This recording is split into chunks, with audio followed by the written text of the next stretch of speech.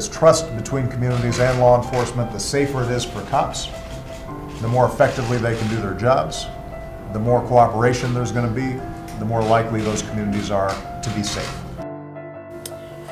What are the biggest barriers that police and residents are facing? I don't know you're going to start with that one. Lack of communication. Yeah. And the us versus them mentality on both sides. I think I would have to agree. You can feel the tension. Things have happened, let's face it, let's be real. Things have not always been the best. And the residents know that, the police know that. So there's no hiding there.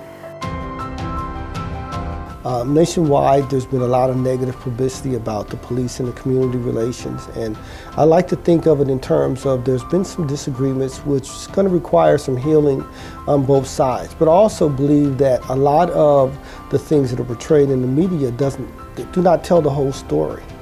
How do you build trust between police and communities of color in the most segregated city in the U.S., Milwaukee, Wisconsin? I believe that the listening circles can build trust between the community and the police. It builds a foundation. It provides the transparency that the community wants. If you're here and I know you want to make our community better, and I do too, then I think we could work together. By the end of 2016, the Zeidler Center for Public Discussion will have facilitated listening circles with 100 plus officers and 600 plus youth and adults. What did it mean to you to be the part of the Zeidler Center Listening Circle? It felt like I was heard, and it felt like I was important within the community too. Because just because we're young doesn't mean we don't have a voice, and I think that everyone should be heard.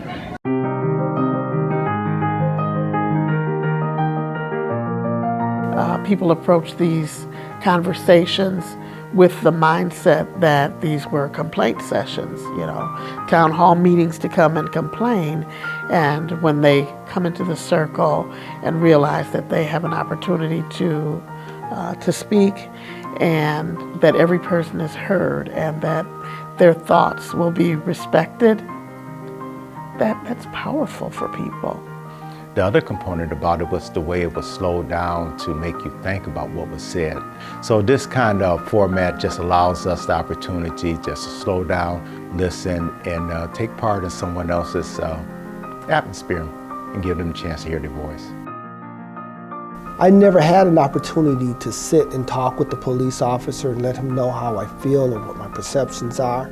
And for the Zeidler Center to come in and provide that opportunity that a lot of young people and older people never get an opportunity to see and feel from police officers is extremely unique and I think very beneficial, because to have a police officer sitting and listening to your concerns and trying to understand how you feel means a lot.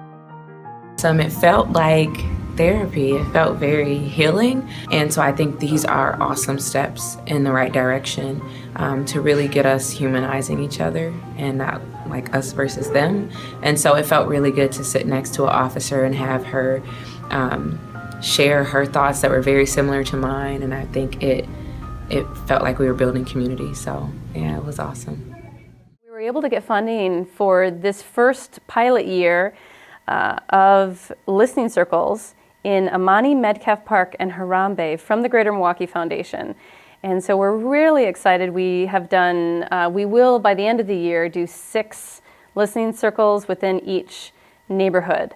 And Clark Square has also gotten on board and said that they wanted us to host a listening circle. So we're very excited to add another neighborhood in this series.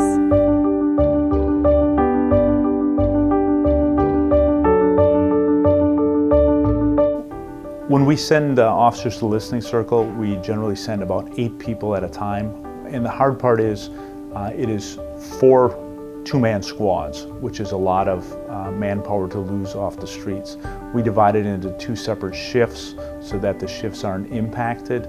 But I feel the value is that great that we can give people the opportunity to do that. We have the privilege of sending probably around 30 to 40% of our officers to the listening circles so far, which I think is a very large amount. And I've gotten nothing but positive feedback as a result of their attending.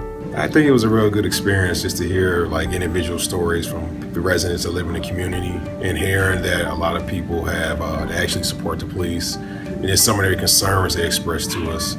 So me hearing that, that's something I can actually take away and express to my department, and maybe it'll just help us to build more of a bond or rapport with the community. To be part of the Listening Circle was really enjoyable for me and really beneficial for me and rewarding for me because it gave me a chance to talk to the community. You know, oftentimes our interactions with the community may not be the best. People don't call us to tell us they're having a good day. You know, so to come here, meet with the community, people that actually care about their community, was really good. And I'm hoping, I know my group had a lot of positive interaction. We had a lot of good back and forth. And I'm hoping that the people from the community can take this and they can maybe bring the message back to people who might not come to an event like this and see that we're here to work with them. We're on their same side. We're one big team. People want to see that they are making a difference, but the sense of empowerment to see that, you know what, I do have something to say that can help here. And that gives me a sense of knowing that I have something to offer. And my thing is for the police to sit down and have a talk with me about my community. I feel like I should tune in and listen more. So I really respect the police for taking time out their day to hear what I got to say, and they listening to me. It means the whole world to me. We just need to get along to a certain extent because we are all human. It lends this whole idea of bringing ideas together, people together, and sharing experiences to try to lead to a positive outcome for everybody, particularly in this community. Well, it meant a whole lot to me. I learned a lot, and I got more understanding about being in the group and talking about the community. Because being in a group, talking about the community, you can allow to get a lot of things out. Instead of just being in a large crowd and don't get nothing out. So I was heard. I can't do everything myself, but I love the thought of me, Churchill, at least being input to change for the better. And I see these sessions as a vehicle to make that kind of thing happen. So I was glad to be a part of it. If I had one word to describe the events and the outcome for the Listening Circle, I'd probably say fabulous. I think I've used that word before, and it's empowering. It really is. Faith, hope, and love.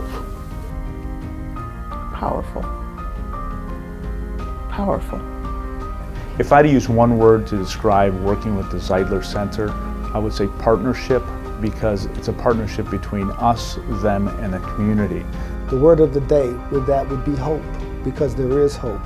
You know, when you hear so much bad that happens in the community, you really start to have your hope fade, because it's nationwide and always the negative is being highlighted. And the good things that the Zeidler Center is doing is being overshadowed by the bad media. And I think that there's hope.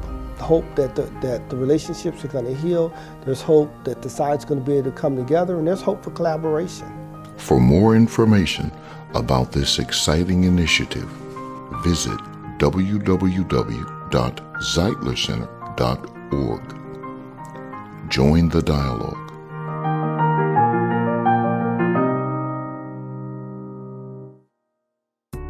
Is there anything that you would like to add in this interview? If anyone is considering being a facilitator, come for a training. Come sit in a session.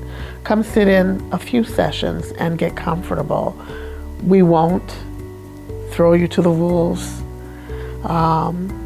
You work at becoming a facilitator at your pace. And when you feel that you're ready, that's when we'll put you in the driver's seat, so to speak. And if you feel that you're not ready to facilitate on your own, we will co-facilitate with you and build you and strengthen you, help to build you and strengthen you until you're ready. Thank you so much, Manager. How are you feeling? How did it go? I'm fine.